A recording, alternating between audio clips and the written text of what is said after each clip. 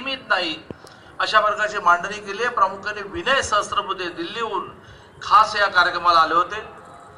त्यांनी अतिशय व्यवस्थित मांडणी केली की देश असुरक्षित असताना तो सुरक्षित करण्याचे प्रयत्न मोदींनी कसे केलेले आहेत आणि त्यामुळे हा संघर्ष जो आहे विजय बापू म्हणाल्याप्रमाणे हा कांचनताई कुल विरुद्ध सुप्रिया सुळे नाही आहे, तर हा देश तोडणारे आणि हा देश जोडणारे असा संघर्ष आहे। आणि म्हणून मला असं वाटतं की त्या भूमिकेतून या निवडणुकीकडे पाहिलं पाहिजे। एकूण 5 वर्षामध्ये मोदींनी काय केलं, फडणवीसांनी काय केलं याची मोठी यादी आहे। सगळे सुशिक्षित या ठिकाणी बसलेले आहेत, मी ती यादी सांगायची आवश्यकता नाही। 5 लाखापर्यंत इन्कम टॅक्स लिमिट वाढवावं, 5 लाख उत्पन्न असताना इन्कम टॅक्स भरावा लागू नये, ॲन्युअल रिटर्न भरावा लागू नये, ही तर मागणी खूप वर्षाची होती। प्रत्येक निवडणुकीच्या आधी अनेकांनी प्रॉमिस केलं, पण ते कोणाला पूर्ण करता आलं नाही, ते मोदींना करता आलं। अशी अनेक मोठी यादी। क्लास 2 ची क्लास 1 लँड करणं, अनेकांनी सरकारी जमिनी घेऊन त्यावर घरं बांधली, पण सातबाराला सरकार अशी नोंद असते ती बदलली नाही तर 50% नजराना भरावा लागतो, ती आपण बदलली आणि क्लास 2 ची क्लास 1 लँड केली। अशा अनेक गोष्टी सांगता येतील, परंतु अशा योजनांसाठी मोदी सरकार पुढे आलं पाहिजे असं नाही। त्या तर योजना त्यांनी केल्या आहेत, त्या करत जातील, पण मला असं वाटतं की हे सरकार 5 वर्ष अतिशय उत्तम काम केल्यानंतर पुन्हा आलं नाही, तर अटलजींच्या काळामध्ये जसं त्यांनी खूप गोष्टी सुरू केल्या आणि त्या स्पीडअप करायच्या होत्या, गतिमान करायच्या होत्या, तेवढ्यात 2004 साली एनडीएचा पराभव झाला, 10 वर्षासाठी काँग्रेसचं सरकार आलं आणि सगळ्या गोष्टी त्यांनी मागे नेल्या। एकच गोष्ट मी आपल्याला सांगेन, कारण उशीर खूप झालेला आहे। आपल्या देशामध्ये 6 लाख कोटीचं आपल्याला कच्चं तेल खरेदी करावं लागतं, प्रामुख्याने गाडीमध्ये पेट्रोल डिझेल म्हणून। ते कच्चं तेल रॉ ऑइल येतं, पण तिथे रिफायनरीमध्ये ते शुद्ध केलं जातं आणि मग आपल्या गाड्यांमध्ये ते पेट्रोल डिझेल म्हणून वापरलं जातं। अटल बिहारी वाजपेयींनी जगातल्या वेगवेगळ्या देशांमध्ये जे चाललं होतं की उसाच्या रसापासून इथेनॉल, आणि हे इथेनॉल गाड्यांमध्ये पेट्रोल डिझेल म्हणून वापरता येईल आणि अनेक देश ते वापरत आहेत। अमेरिका वापरते, ब्राझील वापरते, आपण वापरायला सुरुवात करू म्हणून त्यांनी 5%, पण नंतर 10% वापरायला सुरुवात केली। 6 लाख कोटीच्या 10% होतात 60,000 करोड, म्हणजे 60,000 करोड रुपये त्यांनी परकीय चलन वाचवलं आणि हे 60,000 कोटी रुपये शेतकऱ्यांच्या घरामध्ये केले, कारण उसापासून इथेनॉल तयार होतो, त्यामुळे उसाला चांगला भाव मिळाला। काँग्रेस सरकारने हे सगळं बंद केलं, पुन्हा एकदा शून्य करून टाकलं। पुन्हा एकदा आता मोदी आल्यानंतर पुन्हा एकदा 5% 10%ने आपण सुरुवात केली, आपलं 70% जायचं।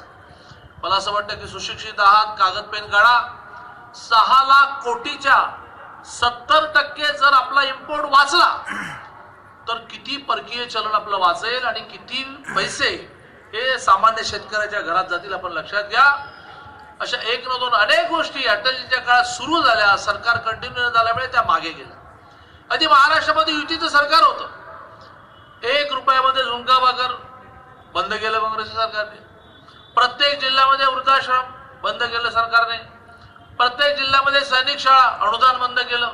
आता पुन्हा एकदा आपलं सरकार आल्यानंतर परवा आपण वृद्धाश्रमाचं अनुदान पुन्हा सुरू केलं आणि त्यामुळे खूप गोष्टी करत करत करत मोदी आता एका स्टेजला आलेले आहेत आणि तिथून पुढे छलांग जर आपल्याला मारायची असेल तर आपल्याला पुन्हा एकदा मोदींना पंतप्रधान करावं लागेल। जर आपल्या सगळ्यांना अनेक वेळा ह्याची जाणीव असेल की आपल्या देशामध्ये सोन्याचा धूर निघायचा, इतकी श्रीमंती होती, आपल्या देशाला जगद्गुरू म्हटलं जायचं, सगळ्या जगाचा गुरु। आपल्या देशातलं नालंदा विश्वविद्यालय जाळलं तर 6 महिने पुस्तकं जाळायला लागली, इतकी विद्वत्ता आमच्याकडे होती, पण आक्रमण आक्रमण आक्रमण आक्रमण अशाने आमचं सगळं नाहीसं झालं। हे पुन्हा वैभव प्राप्त करायचं असेल तर आता एक स्पीड आलेला आहे, गती आलेली आहे, ते आपल्याला कंट्रोल करायला लागेल। आणि म्हणून ही केवळ पवार विरुद्ध भाजपाशी निवडणूक नाही। मी आज पूर्ण दिवसभर बारामतीमध्ये होतो, त्यातही मी अनेक ठिकाणी मांडलं की शरद पवारांचं आणि आमचं शेत काय एकमेकाच्या बांधाला बांध लागू नाही, आणि त्यामुळे बांधाचं भांडण नाही आहे। हा देश सुरक्षित कोण ठेवणार आणि असुरक्षित कोण करणार अशा प्रकारचं हे भांडण असल्यामुळे आपल्याला ह्या निवडणुकीमध्ये रोजचे बीजेपीचे ऍक्टिव्हिस्ट नसतानाही खूप स्पीडने उतरावं लागेल। दादाने आपल्याला आवाहन केलेलं आहे आणि मग असे म्हटलं, पण दादाची आपली रिलेशन अशी आहे माझ्या सहित आम्ही ज्यावेळेला कॉलेजचे विद्यार्थी होतो त्यावेळेला दादा प्रदीप पवारचा अध्यक्ष होता आणि प्रदीप पवारने या महाराष्ट्रामध्ये काय केलेलं आहे, सामान्य माणूस कसा सुरक्षित केला आपल्याला माहिती आहे। त्या दादाने आपल्याला आवाहन केलं की एक पूर्ण दिवस भीमराव अण्णांच्या नेतृत्वाखाली सगळे एकत्र बाहेर पडतील आणि एका दिवसामध्ये खडकवासला मतदारसंघामधल्या एक अनेक घरामध्ये पत्र पोहोचेल असं त्यांनी आवाहन केलं। आव्हान त्यांनी केलेलं आहे, आपण पेललेलं आहे, सोपं आव्हान आहे, पण मी तुमच्यापुढे कठीण आव्हान एक मांडणार आहे आणि माझं बोलणं संपवणार आहे। मी आज दिवसभर बारामती शहराच्या घराघरामध्ये फिरू, शेवटचे 3 दिवस बारामती शहरामध्ये जाऊन राहणार आहे, कारण बारामती शहरामध्ये गेल्या वेळेला लीड जास्त मिळाला सुप्रियाताईंना, म्हणून महादेवराव जानकर हरले। यावेळेला हा संकल्प आपण करतोच आहोत की आम्ही खडकवासल्यामध्ये 1.25 लाखाचा लीड देऊ। बापू संकल्प करतायत की आम्ही पुरंदरमध्ये 25, 30, 35 हजाराचा लीड देऊ। दौंडमध्ये तर त्या दौंडच्याच सुनबाई आहेत आणि त्या बारामतीच्या कन्याई आहेत, त्यामुळे दौंडमध्ये लीड मिळणार आहे आणि त्यामुळे ह्यावेळेला चिंता करण्याचं कारण नाही। इंदापूर आणि भोरमध्ये खूप अदृश्य शक्ती काम करतायत आणि त्यामुळे तिथेही लीड मिळालं तर काही आपल्याला आश्चर्य वाटण्याचं कारण नाही।